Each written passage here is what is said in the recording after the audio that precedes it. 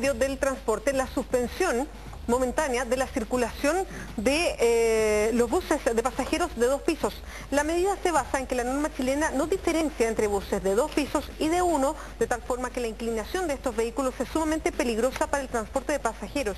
Queremos ampliar este tema y para ello estamos con el experto en transportes, Patricio Jofré, que lo ha presentado directamente al Ministerio. Patricio, muchas gracias por acompañarnos. Beatriz, mi nombre es Pablo Jofré. Uy, perdón. Hay un error ahí en la pauta. Exactamente, lo corregimos inmediatamente. Pablo Jofré, ¿cómo estás? Muchas gracias por venir. Muchas gracias. Pablo, la pregunta es, ¿esto pasa en otros países? Hay lo que habíamos hablado en algún momento, cuando hubo un accidente, un bus de 2 pisos acá en Chile, es que en muchos países, en Europa por ejemplo, están prohibidos los buses de 2 pisos para largas rutas, para rutas interurbanas. Sí, hay países que ya definitivamente no circulan los buses de 2 pisos. Y esto se debe a que al agregarle el segundo piso, tú subes la masa, el centro de gravedad a una altura. Y eso hace que el bus se pueda volcar más fácilmente que un bus de 1 piso. Y eso es lo grave, lo trágico. Hoy día la legislación exige solamente cumplir con peso por eje. O sea, el bus en las ruedas tiene que tener una cierta carga.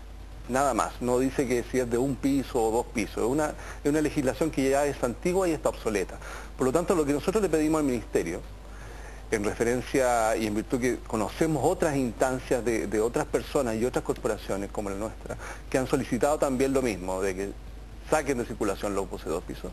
Nosotros lo que le pedimos de frente al Ministerio, oiga, sabe que su ley, su normativa está antigua, cámbiela, porque resulta que con la normativa antigua, claro que pasan la normativa a los buses de 2 pisos. Necesitamos cambiar la normativa, ajustarla a la realidad nacional y a los vehículos más modernos, y de esa manera podemos ver si los buses cumplen o no cumplen esta normativa que sería más exigente. Pablo, ¿tienes claro cuántos accidentes ha habido, por ejemplo, en el último año que involucren buses y qué porcentaje de esos accidentes que involucran buses interprovinciales o que involucran buses de recorridos especiales corresponden a buses de 2 pisos?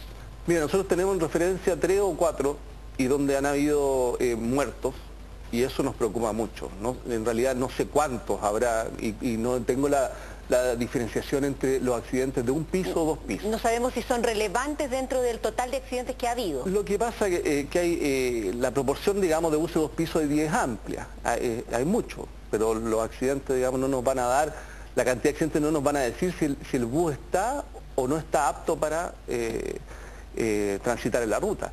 Lo claro aquí es que como el bus cumple una cantidad de peso, que es la misma que debería cumplir un bus de 1 piso, la estructura de la parte superior del segundo piso es mucho más liviana, porque yo tengo que cumplir con un peso dado, que es la que está hecha para los buses de 1 piso. Entonces, como tengo que mantener esa cantidad de peso sobre las ruedas, ¿qué hago? Como fabricante de buses, disminuyo la estructura del segundo piso, haciéndola más liviana y mucho más desprotegida. Entonces, cuando el bus se vuelca, porque son más fáciles que se vuelquen como un normal, cualquier persona puede entender que si subo el peso es más fácil que se caiga para los lados. Cuando se vuelca, la persona que va en el segundo piso está en un riesgo mucho mayor que la que va en el primer piso.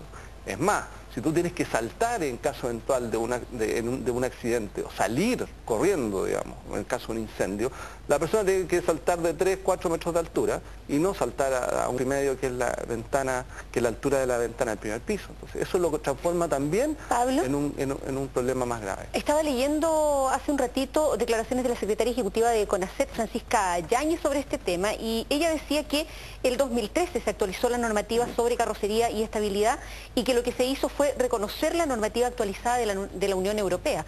O sea, si es del 2013, tan desactualizada, tan antigua no es. Yo creo que es antigua, no conozco la información que tiene la secretaria de CONACET, pero yo creo que está antigua. Nosotros lo que hemos analizado como corporación independiente, no tenemos nada que ver con ningún partido político, ni gobierno, ni nada, somos un grupo de profesionales que nos preocupamos de temas públicos. Lo que hemos visto en la nueva normativa, o sea, la normativa antigua, es que no considera factores como la inclinación máxima a los buses. 28 grados, dice. Claro, claro. Eso no lo considera. Eso lo plantea. ¿Y la No, estructura? pero perdona, es que dice que sí lo plantea. En el caso del sistema antivuelco, para los buses de 2 pisos se exige un ensayo de carga, donde el vehículo debe aguantar inclinarse hasta un ángulo determinado sin volcarse 28 grados. 28 grados. ¿Eso es mucho, es poco? Eso es lo que dice la... Eso es mucho más de lo que normativa de la Unión permite a Europea. un bus de un piso. Es una inclinación alta. Y el tema de la estructura del segundo piso también es un tema que no está bien controlado ni no está bien acotado. Por lo tanto, lo que nosotros vamos al ministerio, le decimos, señor ministro, por favor, averigüe más, interiorícese más sobre los temas de estabilidad en otros países y vea realmente si los buses nuestros cumplen o no cumplen la normativa. El problema está con la velocidad.